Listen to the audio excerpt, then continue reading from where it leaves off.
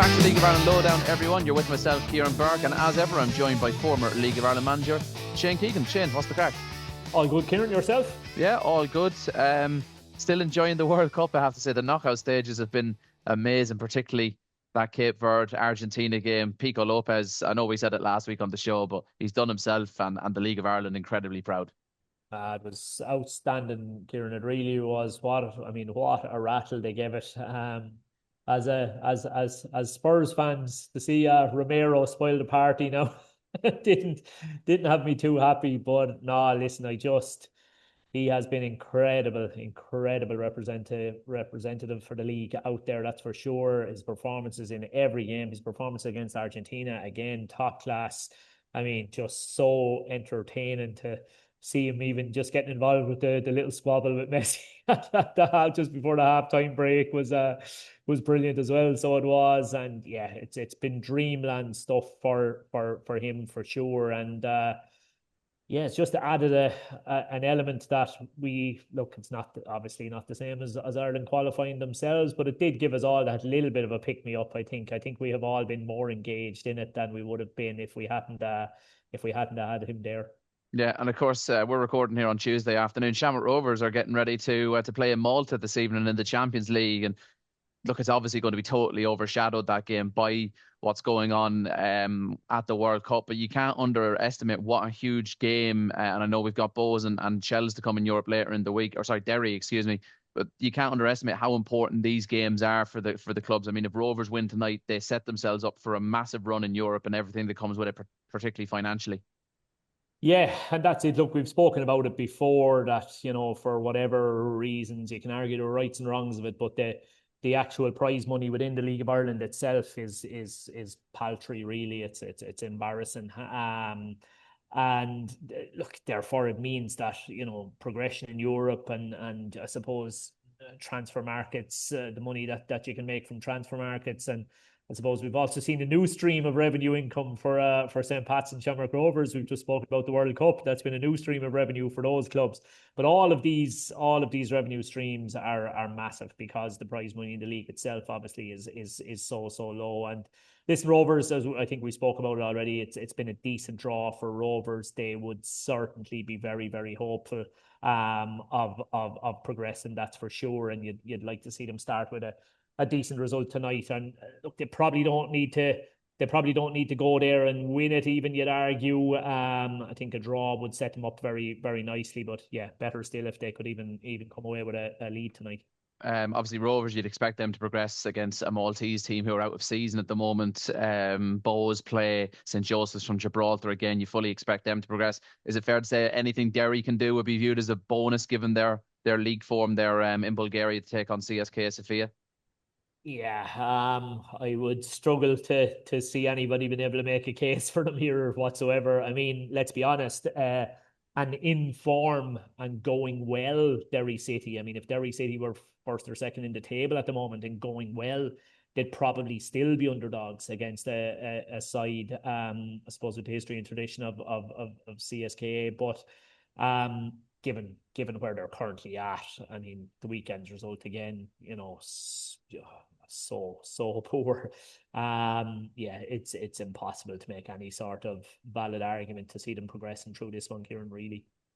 Picking up on their game last Friday at home to Waterford, they were beaten by 4-2 and well beaten as well. They were 3-0 down before they eventually registered a goal back. A huge result for Waterford. We've been speaking about them on the pod here in recent weeks, that there's been positive signs that they've slowly been recovering from that terrible start they had under John Daly. The new manager's gone in there. He's got a couple of wins under his belt now. And this result actually lifts them off the bottom, albeit only by goal difference. But mentally, what do you think that will do for the group? Because only a couple of months ago, they looked down and out. Yeah, I to be honest with you, there's probably been a couple of different gears almost since the new manager came in. I remember speaking before he came in and saying, look, if he could just put them in the picture, like if they weren't officially relegated with, a handful of games still to go, if it was still a possibility for them to stay up with a handful of games to go, I think most Waterford fans would have taken that at the time that he was appointed. Then I saw them twice early on. I saw them in the flesh once. I saw them the majority of the game on TV, and another one And I'm looking at him going, Jesus, he's really putting a bit of shape on them. I like the look of them. I think they could make a decent fist of this. But again, Kieran, a decent fist to me was, trying to get themselves off the bottom with a handful of games to go. For them to be off the bottom already is quite remarkable, really, to be honest with you. He's done a phenomenal job. 3 wins in their last 4 for a team that could not buy a win up to the point where he came in. And now, like it's momentum is everything. And now the narrative down around the place would be that I think Waterford fans nearly would be disappointed if they found themselves finishing the season in a playoff spot. I think they feel that Drogheda, rightly, they'll be looking at Drogheda's form.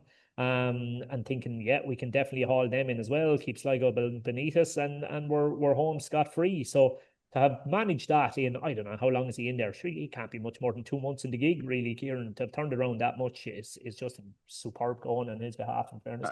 And you couldn't write it either, because Derry reportedly tabled a massive bid over 100,000 for Tommy Lonergan the week leading up to the game. Waterford rejected, and you'd have to say credit to the owners there. That's a sign of backing the new manager.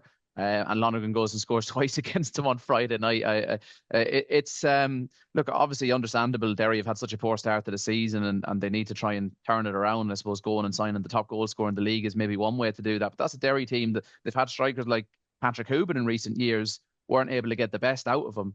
And at the moment, the likes of James McLean's gone in there. Now we know he's had injury issues, but again, he hasn't been a great addition. And you look at a number of the signings they've made, not only this season, but really since Tiernan Lynch has come in there. And you'd look at their recruitment policy, and I know Mark Connolly's in there now, and maybe he plays a role in trying to identify players, but their transfer approach seems very scattergun in the last couple of seasons. It seems to be throwing money after bad money at the moment at Derry City.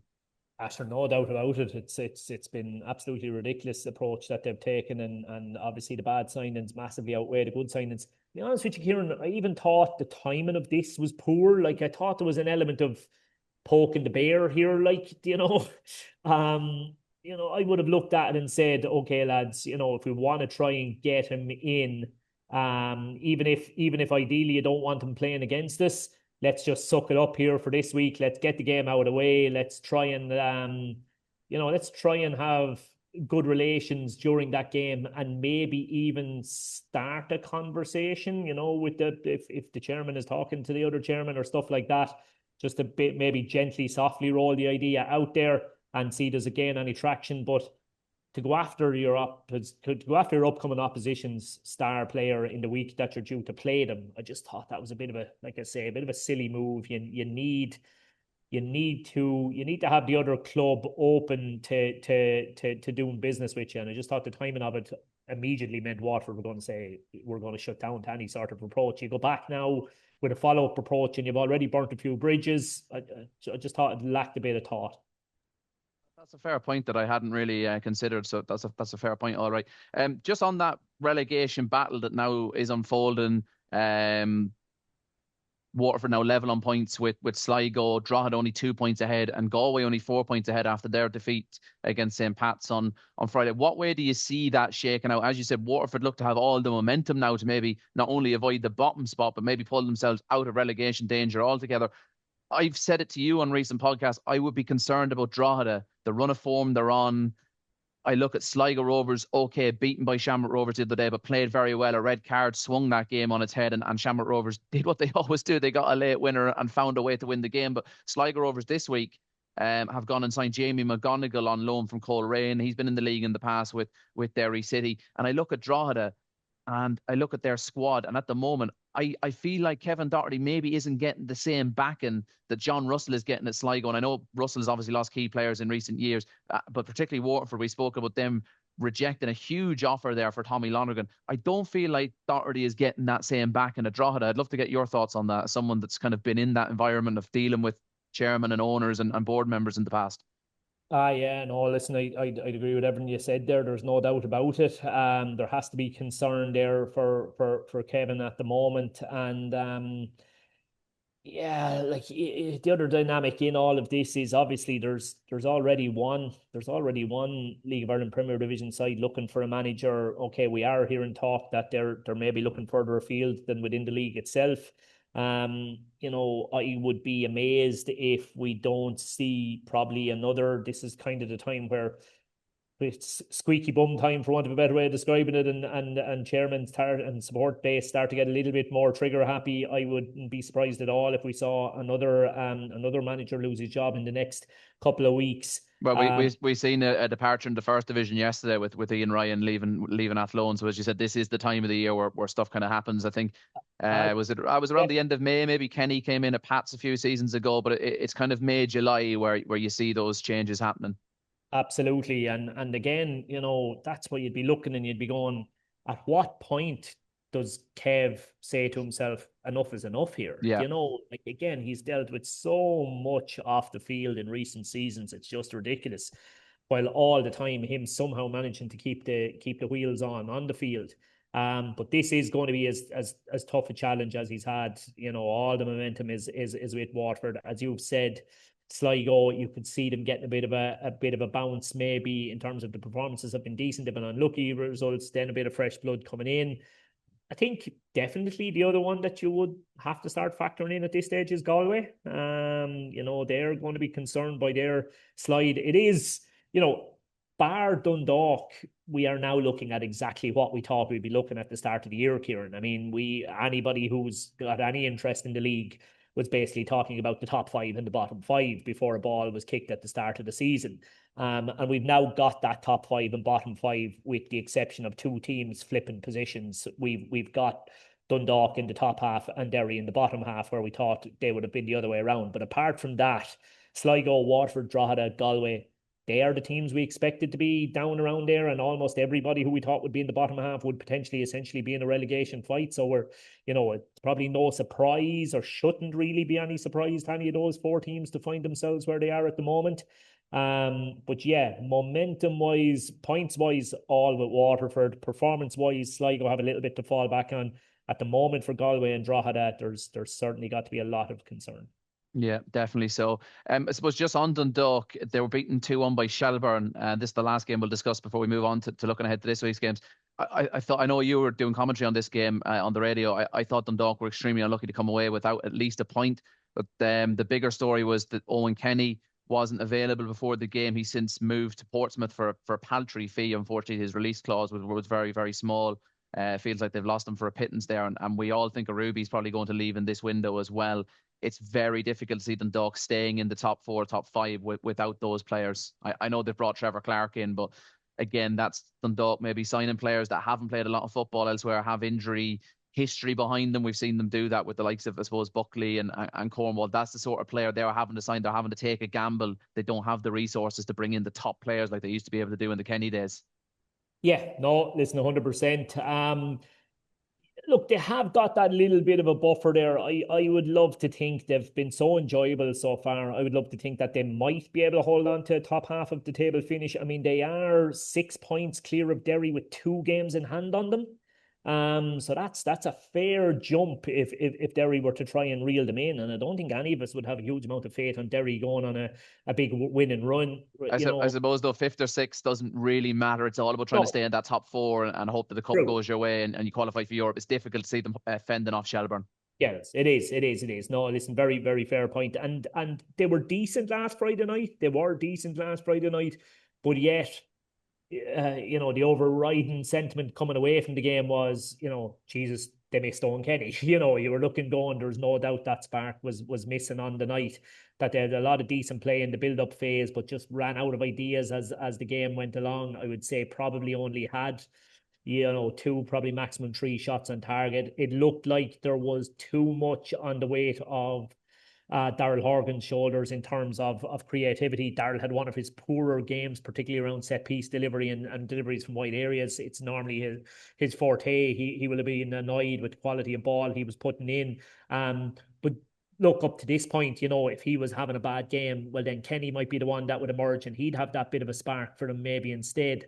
Whereas you say there's a bit of an over-reliance on him, and if Arubi goes as well, now look, again, he didn't probably have his best game the other night, but you could still see the quality that's there. We've seen it all season long. To try and replace somebody like him is going to be almost impossible. So yeah, look, bit disappointed if we are going to see their season kind of just dissipate a little bit. But at the same time, like Kieran, we could be talking about them in the same breath that we are talking about a Drogheda or a Galway or any of them at the moment. So I think it's still, even if it's fifth or sixth place, it'll still have been a massive overachievement for them, I feel. In saying all of that, we'll move into looking ahead to this week's games. And obviously, there's only 3 Premier Division games because of Europe. Dundalk at home to Drogheda. Drogheda can't bring away fans to Oriel Park after what happened earlier in the season, so they'll have no support behind them. Dundalk, this looks a really good opportunity, even without Kenny. Let's hope Ruby's still available by Friday. But at home to a Drogheda team with no support behind them, this looks a great chance to bounce back and get 3 points on the board again. Yeah, definitely does. As we've said, it's very hard to find any positivity in Drogheda's setup at the moment. Yeah, Dundalk were still decent. They were still decent. Darrell, as I say, has been excellent this year and is unlikely to have 2 below par games in a row. He's such a good player. They could do with Trevor Clark now really stepping up and kind of providing something new and fresh for them there. I think that's the key word is, it's been the same guys that have been by and large carrying this team for what's been a brilliant season. So they need freshness. They could do with another face or two coming in as well. They were unlucky in that Big Mayo came in the other day and only lasted 15 minutes. He had an awful kind of head collision and had to go straight back off. Did think Harry Groom was decent when he came in. One that's been disappointing considering how highly I rated him in the first division was Leo Gaxa. He was an unused sub the other night. It appears as though maybe the manager has lost faith in what he can do. I think, to be fair to Gaxa, obviously did his ACL last season, and he's still probably not fully recovered from that. Yeah. I wouldn't think, but yeah, no, probably a fair point. All right, I just thought we might see something from him, given that they were chasing the game. But no, I do think just so hard to make an argument for Drogheda at the moment, and with the home advantage as well, and that you would think that Dundalk should be able to go and get themselves another 3 points from this one. Yeah, am I locking you in for a home win here? Yep. Yeah, 3-5 Dundalk, 4-1 the Drogs, and the draw is it's around 3.5 to 1 or so at the moment. Again, prices for all these games, full markets, early payout option, much more available on the Bar One Betting app and bar1betting.com. Over 18s only. See gamblingcare.ie for tools on responsible gambling. Waterford taking on St. Pat's. I reckon this could be an absolute belter at the RSC on Friday, Shane. We're certainly hoping that's the case. All right, yeah, I'd be with you. Yeah, Pat's getting things back on track last week with a fairly comprehensive win themselves. To mad one actually, Kieran. I'm sure you've seen it and that, but a triple substitution, I think, on 27 minutes by Galway United in that game. Of course, they were already 3-0 down. Such was Pat's performance over the first half an hour. But they needed that. They needed to get back on track. We've spoken about our frustration with them. And if they are to be a proper title challenger, they need to be able to go and win this, regardless of Waterford's form. They have especially with Rovers not playing this weekend. Yeah, have to apply the pressure. Absolutely, it's a massive opportunity for them. But I just find it impossible to go against Waterford at the moment. They're just such a handful. The self-belief within that group has to be absolutely massive. At the moment, they probably need to improve defensively, and I think that's what will give Pat's confidence, is that Waterford by and large have tended to have to do it the hard way. They've conceded 2, 2, and 3 in their last 5 games. They are conceding goals, but by God, are they scoring them as well. So I think they're going to have enough about them to get themselves at least a draw in this one, Kieran, and in a game where we can see goals again, hopefully. Yeah. What's your selection? I'm going to go with a draw and goals. Yeah, but just stick it in for the draw for the overall. Okay, yeah. We'll stick it in for the draw there, and then that brings us to the Connacht Derby, an absolutely massive game, arguably the biggest game of the weekend. Galway United against Sligo Rovers, 2 teams very much in that relegation mire at the moment. Yeah, and look, if Sligo were at home in this one, I'd be all over Sligo, to be honest with you. I do think they'll look the better side in the last few weeks. But the fact that Galway are at home, I know it's not home, but it's still home. I think that maybe levels it out a little bit. They have beaten them twice this season as well, is the other thing to remember. Actually only beat them 1-0 in the home game, but beat them 4-1, which was a very comprehensive the last time they went to Sligo. So again, yeah, I think this is a real kind of hang in the balance one, and it's another one that I can see being a draw, to be honest. Pierce Stadium obviously hosting that game. Would that be a much bigger pitch than DC Park and the showgrounds? I know it has to be resized. Obviously, it's not going to be the GA pitch they're playing on, but it'd be up to, I suppose, John Caulfield and the groundsman what way they mark it out. But I just feel like physically, there's going to be a huge crowd at this game as well. It's going to be a brilliant occasion. Just wonder physically with that bigger pitch, if Galway might be able to use that to their advantage against Sligo. Yeah, maybe so, maybe so. But then you could also argue that there's, when you play that kick and run is probably a little bit harder, but when you play that direct style where you're feeding off second balls and you're looking at set pieces being a big part, and you're looking at keeping the spaces between your defensive unit quite tight. I think they're all attributes you would say of Galway United and of John Caulfield teams. I think based on those, you can make an argument that a smaller pitch Right, okay. is actually more suited to those kinds of things. I've only watched the only bits I've seen from Pierce Stadium has been goals from the games that have been played there since. I haven't actually got an opportunity to. I think this Saturday night actually will probably present me with my first opportunity, although it's probably going to be clashing with World Cup game. Kieran forgot about that. We'll see what's on. But I would actually like to see how Galway have been dealing with the ground there, and as you said, the dimensions. Very good. So we're locking you in for draw again.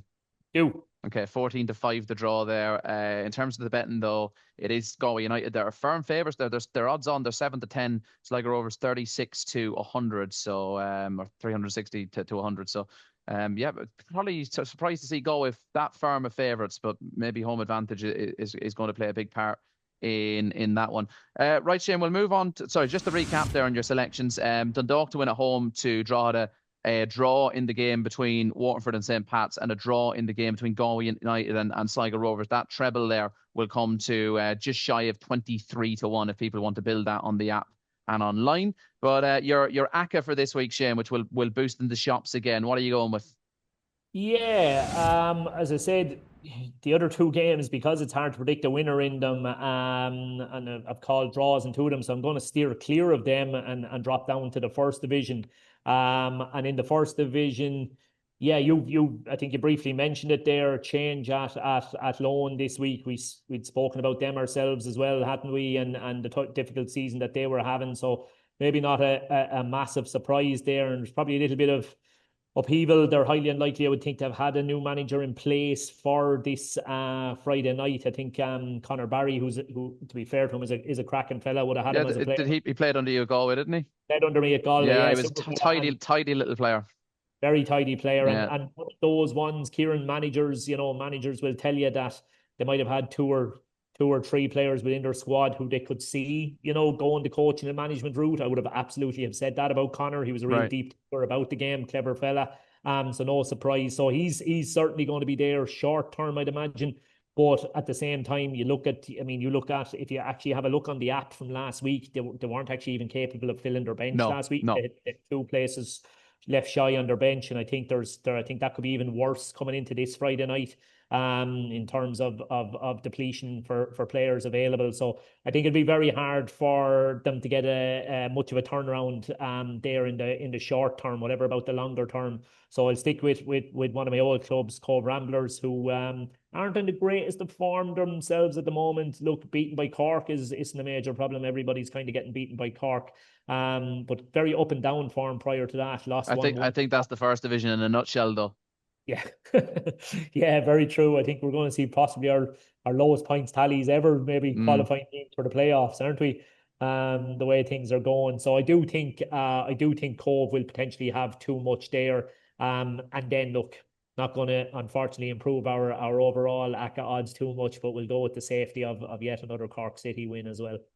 Cork City playing my Longford Town. The only thing is Longford have given them two very tough games this season. They went down to Turner's Cross, and it was only a late Cork penalty, I think, remember rightly, that they beat them earlier in the season, and then in Longford, one of their midfielders sent off after 15, 16 minutes, but they held on to until early in the second half, and 2 set piece goals that undone Longford Town. The other thing I'd say about Cork is they're home and hose. They have the League One. Like, how high is the motivation? A team like Longford coming down, there'll be no away support. There'll be probably one of your smaller home crowds of the season. It's the sort of game where you might just struggle to get yourself up for it. But look, you'd obviously fancy Cork with Keaton and Maguire. Keaton's particularly found his scoring boots after a slow start. You'd think one of those will find the back of the net and make the difference. But I don't think that'll be knock back an offer for him as well, have they? Oh, I didn't hear about that. There you go. If rumors from fairly reputable sources are to be believed, then knock back an offer from Sligo Rovers for Rory this week. Yeah. Right. That's interesting, actually, because the director of football at Cork, Simon Grayson, he was actually in Richmond Park recently for Pats against Sligo. So I was wondering why he was there. All right. Yeah. There you go. Anyway, so you're going with Cork City to win there. You're going Dundalk, Cove, and Cork City in the treble. Yep, that's it. Yeah. So we're going to boost that to 5-1 from 4-1. Shane Keegan's boosted ACCA. And your best bet for this week, which we'll boost on the app and online? Yeah, I'm going to come back to that one that I mentioned, the Waterford Pats one that we're all hoping is going to be a cracker. I actually haven't checked. Our Virgin showing that one Friday night, or are they showing I'm not actually sure myself. Yeah, I'm not sure that this week. I'd like to think they might be showing that one, because I do think it could be a right good game. I absolutely expect to see goals in it, so we'll stick with the draw, but to get the value up on it, we'll go over 2.5 goals, Kieran, because I can see both teams being a lot stronger in the attacking third than maybe in their own defensive third. Yeah, that is the 8 o'clock game. So that game is live on the telly on Friday, and it's interesting. You've gone for a draw and over 2.5 goals. I was recording my podcast last night, Between the Stripes, and a part of our predictions there, I put up 2-2 for that game there. So I'm in a very similar school of thought to yourself on that one. I think that'll be a brilliant game. So I'm also surprised that you haven't had to close down Bar 1 racing this week, given my ACCA came up last week. I would have thought every punter would be sticking with me firmly and waiting for the day that the ACCA finally got over the line. Very good. That totally escaped my attention, so apologies for that, but well done. Last week's ACCA landed, and myself and Gary as well on Between the Strikes, we took a few quid off Bar 1 this week. The lads here very kindly sponsored the charity bet on the show, and we've only got one up all season long, which is desperate, but we both got ACCAs up last week, so hopefully it's a sign that between ourselves here and yourself on this podcast, we can finally start putting people in the right direction. Fingers crossed. Yeah, but just to cap off there on your best bet, you're going Waterford Pats draw and over 2.5 goals. That was 10-1. We're going to boost that to 12-1 on the app and online this week, so that's a very tasty offer there indeed. Speaking of tasty offers, you'll see it here behind me if you're watching the show on Spotify or YouTube. Our World Cup sign-up offer is still available, even though we're getting to the latter stages now. Bet 10, get up to 70 in free bets. That's when you stake €10 or more on your first online bet at odds of evens or greater. Check that out on the app and online right now. And again, a reminder, that's for over 18s only. See gamblingcare.ie for details on safer gambling. But for this week's League of Ireland Lowdown, from myself, Kieran Burke, from Shane Keegan, huge thanks for tuning in. Make sure you hit the follow button on Spotify and leave us a rating or a review there as well. But yep, Shane, thanks very much. Great stuff, Kieran.